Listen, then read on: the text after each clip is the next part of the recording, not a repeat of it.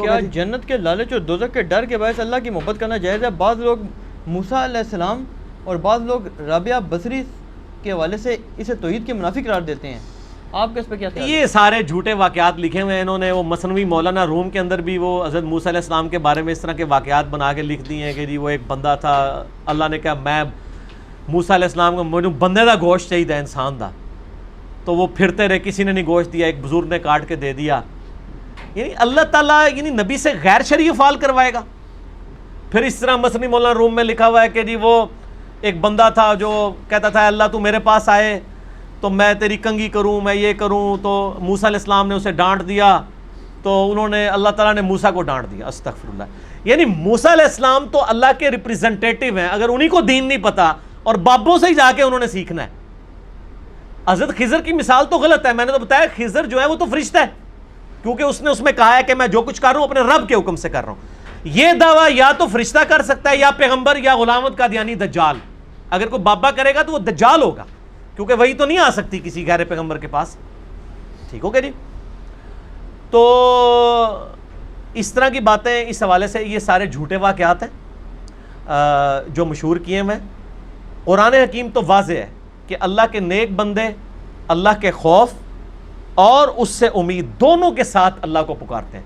یہ ایک جذباتی جملہ مولا علی کی طرف بھی مقبول انہوں نے مشہور کیا ہے کہ مولا علی کہا کرتے تھے کہ میں اللہ کے خوف، دوزخ کے خوف اور جنت کی لالچ میں بات نہیں کرتا، اللہ کی محبت میں کرتا ہوں۔ لوگ کہہ دیتے ہیں سبحان اللہ۔ یہ مولا علی نے کہیں نہیں فرمایا، اور یہ قول قرآن حکیم کے بالکل خلاف ہے، انہوں نے نہیں فرمایا۔ قرآن حکیم میں اگر آپ سورہ السجدہ میں جائیں نا تو اس کی بالکل اپوزٹ ڈاکٹرائن ملے گی آپ کو کہ اللہ کے نیک بندوں کی تو نشانی یہ ہے نہیں ہے جو یہ بیان کرتے ہیں۔ اللہ تعالیٰ فرماتا ہے اعوذ باللہ من الشیطان الرجیم، سورہ السجدہ آیت نمبر 16، تتجافى جنوبهم عن المضاجع يدعون ربهم خوفا وطمعا ومما رزقناهم ينفقون۔ اللہ کے نیک بندے وہ ہیں جن کی پیٹھیں خوابگاہوں سے الگ رہتی ہیں، یعنی رات کو اٹھ کے بھی عبادت کرتے ہیں۔ یدعون ربهم، وہ اپنے رب کو پکارتے ہیں، خوفا وطمعا، خوف سے بھی اور طمع سے بھی، لالچ سے بھی۔ وَمِمَّا رَزَقْنَاهُمْ يُنْفِقُونَ، اور جو مال ہم نے ان کو دیا ہے وہ اللہ کی راہ میں خرچ کرتے ہیں، اپنے مال میں سے، کسی کے مال میں سے اللہ کی راہ میں نہیں خرچ کرتے، اپنے مال میں سے۔ یہاں تو لوگ کسی کے مال سے ہے نا، تسی چندہ دیو، اپنا نہیں۔ خوف اور طمع دونوں ہے۔ خوف کیا سورہ الفرقان میں نہیں آیا کہ نیک بندے کیا دعا کرتے ہیں؟ رَبَّنَا اصْرِفْ عَنَّا عَذَابَ جَهَنَّمَ إِنَّ عَذَابَهَا كَانَ غَرَامًا، اے اللہ ہم سے دوزخ کا عذاب پھیر دے، یہ تو ہمارے گلے کا پھندا بن چکا ہے، لٹکتی تلوار ہے۔ نیک بندوں کی یہ دعا ہے، تو نیک بندے تو یہ کہتے ہیں۔ ابو داؤد میں حدیث نہیں ہے 7 دفعہ پڑھو اللہم اجرنی من النار مغرب اور فجر کے بعد، تو نیک بندے تو یہ کہتے ہیں۔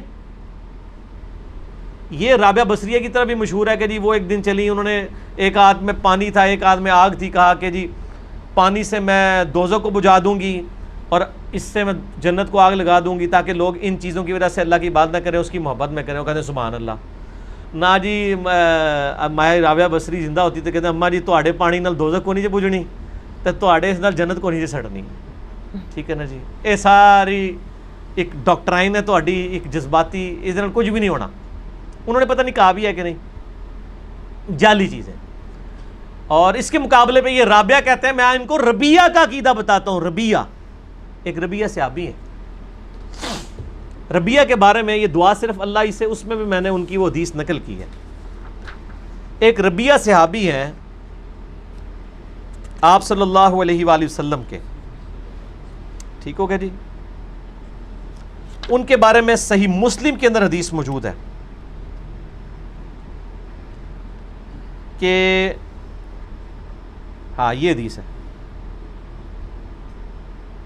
صحیح مسلم میں ہے 1094 انٹرنیشنل نمبر کے مطابق۔ میرا ریسرچ پیپر دعا صرف اللہ ہی سے، اس کے پیج نمبر 5 پہ۔ سیدنا ربیہ ابن کعب کہتے ہیں کہ میں رسول اللہ صلی اللہ علیہ وآلہ وسلم کے پاس رہا کرتا تھا، آپ کے پاس وضو کا پانی اور حاجت کا پانی لایا کرتا تھا۔ ایک مرتبہ آپ نے فرمایا مانگ کیا مانگتا ہے؟ میں نے عرض کیا میں جنت میں آپ کی رفاقت مانگتا ہوں۔ رابعہ تو کہہ رہی ہے نہ جنت نہ دوزخ، اور ربیہ کیا کہہ رہا ہے نبی کا صحابی کہ مجھے جنت میں نبی کا پڑوس چاہیے۔ آپ حضور بھی کہہ سکتے تھے نہیں جنت کی لالچ نہ کر، اللہ سے محبت کر۔ یہ سارے جعلی عقیدے نے تواڈے۔ آپ صلی اللہ علیہ وآلہ وسلم نے فرمایا اس کے علاوہ کچھ اور مانگ لے. میں نے عرض کیا بس یہی کافی ہے. تو آپ نے فرمایا پھر کثرت سجود سے میری مدد کر, یعنی نفلی عبادتیں کر, اس سے میری مدد کر, یعنی میں دعا کروں گا اور اس دعا کی برکت سے تجھے جنت میں میرا پڑوس مل جائے گا. تو سر ہمیں تو جنت چاہیے, کیونکہ نبی علیہ السلام ہوں گے جنت میں, تو ہمیں تو جنت چاہیے. اللہ کا دیدار کدھر ہوگا؟ جنت میں.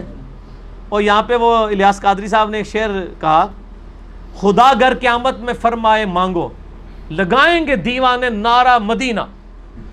وہ کہتے ہیں قیامت دن اللہ نے پوچھا نا کیا چاہیے, تو ہم کہیں گے مجھے مدینہ چاہیے. تو غلام رسول سعیدی صاحب نے اس پہ رد کیا شرح صحیح مسلم میں. انہوں نے کہا قیامت والے دہاڑے مدینے جا کے عمل لینے نے.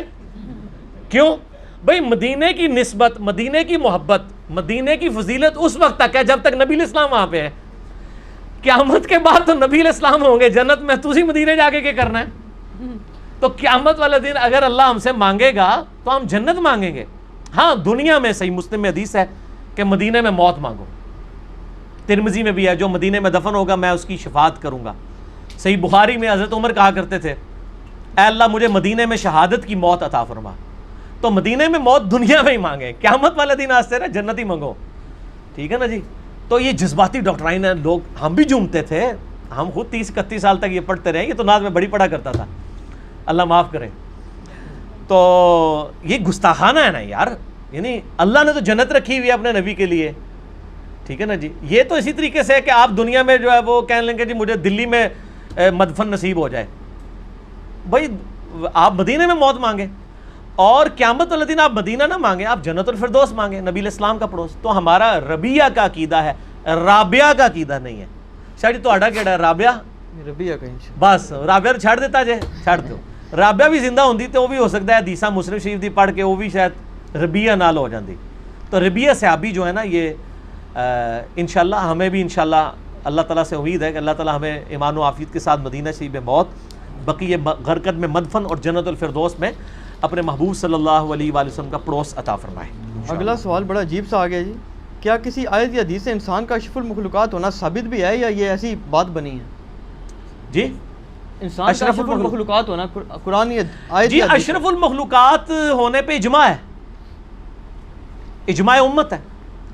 قرآن پاک میں یعنی ڈائریکٹلی اس کے اشارے بھی موجود ہیں. لقد خلقنا الانسان فی احسن تقویم, ہم نے انسان کو سب سے بہترین پیدائش پہ پیدا کیا. پھر اللہ تعالیٰ سورۃ المومنون میں اور سورۃ الحج میں جہاں پہ انسان کی ماں کے پیٹ میں جو سٹیجز ہیں وہ گنواتا ہے نا, اس کے اینڈ پہ کیا فرماتا ہے؟ تبارک اللہ احسن الخالقین. کتنا ہی احسن, تمام خالقوں سے بہتر خالق ہے جس نے انسان کو پیدا کیا. یعنی اللہ تعالیٰ نے انسان کو اپنی کریشن کا کلائمیکس قرار دیا. پھر مجھے بتائیں اس کائنات میں, مخلوقات میں سب سے افضل ذات کس کی ہے؟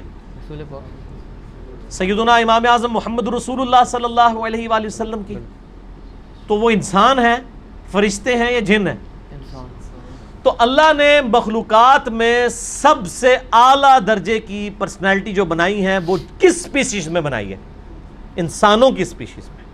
بس انسان کے لیے یہی شرف کافی ہے, کیونکہ اللہ تعالیٰ نے, جیسا نبی علیہ السلام کی حدیث ہے صحیح مسلم میں موجود ہے کہ جب اللہ تعالیٰ نے آدم علیہ السلام کی کی نسل چلائی ہے تو سب سے زیادہ فضیلت قریش کو دی ہے, اس میں بھی بنو ہاشم کو, اس میں پھر مجھے بنی عبد المطلب میں پیدا کیا. تو اسی طریقے سے تمام مخلوقات میں جو سب سے بہتر مخلوق ہے اسی میں نبی علیہ السلام نے مبعوث ہونا تھا نا, لاجیکلی اسپیکنگ. تو فرشتے سے بہتر ہے انسان بننا, مگر اس میں لگتی ہے محنت زیادہ. کیوں سر؟ میں ثابت کرتا ہوں کہ آپ کے پاس وہ کوالٹی ہے جو جبرائیل کے پاس بھی نہیں ہے. جبرائیل نے اللہ کو مانا ہے اپنی مرضی سے نہیں, اللہ نے اس کو پیدا ہی ایسا کیا. اور انسان کے پاس یہ ارادہ ہے جس کی وجہ سے وہ اپنے رب کو چوز کرتا ہے. اسی لیے آپ دیکھ لیں کہ جنت جو ہے وہ اولاد آدم کی میراث ہے, کیونکہ انسان اپنی ول سے اپنے رب کو چوز کرتا ہے. فرشتے اپنی ول سے نہیں کرتے. فرشتوں کے پیغمبر صرف عام انسانوں سے افضل ہیں, ہر فرشتہ نہیں. فرشتے تو آپ کی خدمت میں لگے ہوئے ہیں سر, آپ کے نامہ مال لکھ رہے ہیں, فرشتے آپ کی حفاظت کے اوپر مامور ہیں. سب سے اعلیٰ کوالٹی کی مخلوق فرشتے ہی ڈکلیئر ہو سکتے تھے نا. جنات کا تو وہ سٹیٹس نہیں ہے, جانوروں کا وہ سٹیٹس ہی نہیں ہے. جو ہمیں نون مخلوقات ہیں اس میں فرشتے ہی ہیں نا, تو فرشتے تو آپ کی خدمت میں لگے ہوئے ہیں سر. صحیح بخاری میں حدیث نہیں 2311 کہ جو شخص آیت الکرسی پڑھ کے سوتا ہے ایک فرشتہ صبح تک اللہ کی طرف سے اس پہ حفاظت کے لیے مامور ہو جاتا ہے. قرآن میں آیا کہ ہمارے فرشتے ہیں جو انسانوں کی حفاظت کرتے ہیں. فرشتے آپ کی خدمت میں لگے ہوئے ہیں. سورج آپ کی خدمت میں ہے, اس کی تپش سے گلیشیئر پگھلتے ہیں اور دریا چلتے ہیں, زمین کے نیچے بھی اوپر بھی, اس کی وجہ سے آپ کی زندگی ہے. سورج کی روشنی سے پودے جو ہیں وہ فوٹو سنتھسس کے ذریعے خوراک تلاش کرتے ہیں, اپنی بنا لیتے ہیں, جانور پال رہے ہیں. تمام مخلوقات انسان کی خدمت میں لگے ہوئے ہیں. ہوا انسان کی خدمت میں لگی ہوئی ہے. تو اشرف المخلوقات تو ہوا نا, یعنی پوری کائنات یہ اللہ نے انسان کے لیے پیدا کی ہے. سورہ ہود میں نہیں آیا کہ اللہ تعالیٰ نے تمام مخلوقات کو جو پیدا فرمایا ہے یہ اس لیے کہ تاکہ جانچے کہ تم میں سے کون اچھے عمل کرتا ہے. زمین و آسمان کو 6 دنوں میں پیدا کیا تاکہ جانچے تم میں سے کون اچھے عمل کرتا ہے. انسان کے لیے ساری مخلوقات پیدا ہوئی ہیں, اور انسان کس کے لیے پیدا ہوا ہے؟ اللہ کے لیے. وما خلقت الجن والانس الا لیعبدون. ہم نے جن اور انسانوں کو اپنی عبادت کے لیے پیدا کیا. سر انسان کا بڑا مرتبہ ہے, کہ جس نے سوال کیا اسے کیا اپنے مرتبے کو پہچانے. لیکن علی بھائی یہ جو فرشتے ہیں یا ایون جنات بھی کر لیں, ان کی جو طاقت ہے اس کا تو 100واں حصہ بھی انسان کے پاس نہیں. سر طاقت جو ہے وہ اس دنیا تک ہے نا. طاقت تو انسان کی بنائی ہوئی چیزوں کے پاس بھی ایسی ہے جو اور لوگوں کے پاس نہیں ہے. کسی جن نے بوئنگ 747 بنایا یا ایئر بس A380, ٹھیک ہے. جنات تو گوبر میں جنات کی غذا ہے جو جانوروں کا گوبر ہے. حدیث نہیں ہے ابو داؤد کے اندر, سنن نسائی کے اندر, نبی علیہ السلام نے کے پاس کچھ جنات ہیں, ان کا اپنی امت کو منع کریں کہ گوبر اور ہڈیوں کے اوپر پیشاب نہ کیا کریں, ہماری خوراک اس میں رکھی ہوئی ہے. ٹھیک ہو گیا جی. تو یہ طاقت جو ہے نا, طاقت کو اگر کرائٹیریا مان لیا جائے نا کسی کے افضل مخلوق ہونے کا, تو سر پھر سب سے تھکی مخلوق تسی ہو. چڑیا اڑ سکتی ہے, شاید جی تسی اڑ سکتے ہو, تو پھر تسی کہتے ہو چڑیا تواڈے تو افضل ہے. کتے کی سونگنے کی حس انسان سے 40 گنا زیادہ ہے, تو کتا بھی پھر انسان سے افضل ہو گیا. عقاب جو ہے 2 کلومیٹر سے 1 اسکوائر انچ کے اوپر کیڑا لوکیٹ کر لیتا ہے. 2 کلومیٹر, تو عقاب بھی آپ سے بہتر ہو گیا. ہاتھی پاؤں زمین پہ مار کے 40 کلومیٹر تک کمیونیکیشن کرتا ہے دوسرے ہاتھیوں کے ساتھ, صرف پاؤں کی آواز سے. اے میں شڑولا نہیں جے مار رہا ہے, اسٹیبلش سائنس جے. آپ کا mobile 10,000 kilometre electro magnetic waves کے ذریعے کمیونیکیشن ہو رہی ہے. لائیو میچ افریقہ سے دکھائے جا رہے ہیں آپ کو, یہ تو آپ نے دیکھ لیا ہے. بزرگاں نے تو پتہ نہیں کرنا سی کہ نہیں, انگریزوں نے کر چھڑا جے, بڑے بزرگاں نے. صحیح, ٹھیک ہے نا جی. تو یہ ساری مادی ترقی ہے. اللہ نے ہمیں ڈومین ایسی دی ہے. اچھا آپ مجھے بتائیں, شیر میں زیادہ طاقت ہے انسان میں, شیر میں ہاتھی میں زیادہ ہے کہ انسان میں؟ آتی ہے. لیکن بظاہر ہے نا, لیکن سارے جانور انسان دے تھلے لگے ہیں. جب شیر کو شکار کرنا ہوتا ہے کسی گھوڑے نے, تو کیسے جا کے جیپ کھڑی کرتا ہے, جا کے ایک مار دا اور ڈما پیا جو شیر. اگر اس میں عقل ہو تو پہلے ہی نہ بھاگ جائے. اونٹ میں کتنی طاقت ہے, ابھی قربانی آنے والی ہے نا, تو اونٹ لا کے آپ نے باندھے ہوئے ہیں, وہ بھاگتے تو کوئی نہیں ہے. ورنہ اگر انسان جتنی عقل ہو تو نس جان کہ یار منو کون لگے نے, انسان کو پتہ چل جائے تو بھاگ نہ جائے. تو یہ ساری مخلوقات اللہ نے انسان کے لیے مسخر کر دی ہیں. یہ بظاہر طاقتور ہیں, لیکن انسان کی ایک چٹکی کی مار ہیں یہ ساری مخلوقات. آپ کے پاس اگر ایک گن ہو اور ایک شیر سامنے سے آ جائے, ہوں دسو کون طاقتور ہے؟ شیر کے تسی پھر تو اگر چلانی آتی ہو تو ہم. ہاں نہیں, گن آپ اس کو بھی دے دیں شیر کو کہ ایک گن تیری ایک میری, پھر کون طاقتور ہے؟ پھر بھی تسی ہو. اس لیے کہ انسان کو اللہ نے جو عقل دی ہے نا میرے بھائی, اس عقل نے انسان کو اتنا طاقتور کر دیا کہ انسان سے زیادہ طاقتور کوئی نہیں, کوئی کیپیبلٹی والا نہیں ہے. ٹھیک ہے, شیر آج سے جو 1000 سال پہلے کا شیر تھا آج بھی وہی شیر ہے بیچارہ, لیکن انسان وہ نہیں ہے. انسان نے تو ہر چیز کنٹرول کی ہوئی ہے. شیروں کی مجال ہے, مگر مچھوں کی مجال ہے. آپ دیکھ لیں ڈسکوری اینیمل پلانٹ کے اوپر, شیروں نے کوئی جہاز بنایا نہیں, تو تواڈے کسی بزرگ نے کوئی بنایا جہاز اڑنے والا؟ ہاں بزرگاں دے مزارات تے جہاز اڑ رہے ہوندے نے, سوٹے لانے والے. عہد نامہ کیا اور یہ کس نے لکھا, اس کے فضائل ہیں تو بتا دیں پلیز. کوئی فضائل نہیں ہے جی, عہد نامہ خود ہی بنایا ہے. اس کے فضائل یہ ہیں کہ اس کو آپ اگر مردے کے دفنانے کے ساتھ رکھ دیں تو ان کا کہنا ہے کہ عذاب قبر نہیں ہوگا. ہم کہتے ہیں دفنانے کو تو چھوڑ دیں. آپ کا کوئی بہت نیک مردہ ہے, اس کی ہم لاش 1 ہفتے کے لیے باہر ہی رکھتے ہیں دھوپ کے اندر, اور ساتھ اس کے عہد نامہ رکھ دیتے ہیں. تو اگر یہاں پہ اس کی لاش نے بونا ماری تو اندر بھی نہیں مارے گی. تو کیا خیال ہے شاہ جی؟ اچھا میں آپ کو ویسے بتاؤں, یہ شیعہ سنی کا اس پہ دونوں کا تقریباً اور سر چھوڑ دو نا, اتفاق ختم ہو گیا نا. انجینئرنگ صاحب نے جو تک انجینئرنگ نہیں سی نا کی تھی وہ بھی رکھتے ہیں شیعہ بھی. سر میں انجینئرنگ کر رہے ہیں نا, کہ انہوں کو قبر تو بہت گرم جگہ ہوتی ہے. قبر میں اگر لاش جو ہے وہ 1 دن کے اندر گلتی ہے نا, باہر 7 دنوں میں گلے گی. باہر تو بہت لیٹ گلتی ہے. باہر سے مراد عیدی صاحب کا صد خانہ نہیں ہے سر, چوک مینار پاکستان, آج کل مطلب جولائی اگست چل رہا ہے نا, 5 اگست. تو آپ کا جس کے بارے میں کانفیڈنس ہے نا کہ بہت نیک بندہ ہے یا اس کو عہد نامہ بچا سکتا ہے, تو اس کی میت 1 ہفتے کے لیے آپ رکھیں, سب میڈیا والوں کو بلائیں اور آپ ان کو کہیں کہ یہ ہم رکھ رہے ہیں جناب, یہ دیکھیں جی عہد نامہ, یہ ساتھ یہ ہم نے ٹچ کیا جی, یہ دیکھیں کچھ نہیں ہوتا. ہوئے گا کچھ علی بھائی اس میں ہوتا ہے کلمہ وغیرہ لکھا ہوتا ہے؟ انہوں نے یہ عجیب و غریب اللہ تعالیٰ کے کچھ اسماء لکھے ہیں. یہ تسی میری گل نہیں شاہ جی سمجھ رہے, میں سمجھ مونو دسو کچھ ہوئے گا؟ نہیں کچھ نہیں. کیا ہوئے گا؟ لاش نہیں گلن لگی؟ کہتے ہیں روحانی طور پہ, میں آج ان کو یہی بتا رہا تھا کہ یہ کہتے ہیں بزرگ روحانی طور پہ کر لیتے ہیں. پہلے تو میں نے ان کو چیلنج دیا, یہ روحانی آپریشن کریں, ختنہ کر کے دکھائیں. بائی پاس کرتے ہیں, نہیں کر سکتے. اس سے آج میں نے ایک نیا ان کو چیلنج دیا ہے کہ ان کو کہیں کہ شاہ جی ایک بوئنگ 747 ہائر کرتے ہیں ہم, پاکستان کے جتنے بڑے بڑے بزرگ ہیں, غوث, اقطاب اور یہ وہ سارے, ان کو اس جہاز میں بٹھاتے ہیں. ٹھیک ہے جی, جب جہاز جو ہے وہ 10,000 فٹ کی بلندی پہ اڑ رہا ہوگا نا, تو ہم پائلٹ سے ریکویسٹ کریں گے کہ سر آپ یہاں سے اٹھ جائیں, یہ جو غوث زماں ہے یہ اب اس جہاز کو اتاریں گے.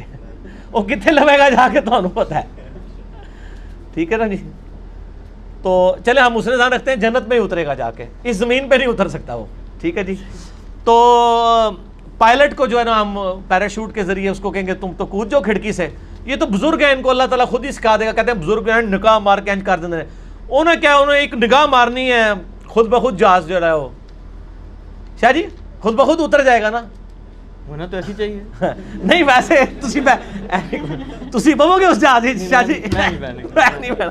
دیکھو بزرگاں دے اوتے جنہاں دا انا ایمان ہے نا, وہ بھی کہنا نہیں یار اے کام نہ کریو بھائی, سانو نہ بھائیو. ٹھیک ہے جی, گھر کے دروازے پر جہاز کے شاہ جی تسی موٹر سائیکل تے نہیں بیٹھ سکتے. ٹھیک ہے نا جی, وہ کہتا نہیں آنکھیں بند کراتے ہیں ڈرائیور نو, کہتے ہیں چلا, تو جناب ایتھوں اٹھدا ہے تے اوتھے پہنچ جاندا ہے. ٹھیک ہے نا, آپ میں کہتا ہوں آپ ان کو پیچھے بیٹھ کے کہہ دینا میں آنکھاں بند کر لیے جی موٹر سائیکل تے, ہن تسی چلانا جی موٹر سائیکل, انہاں تہاڈا گلا دبا دینا ہے.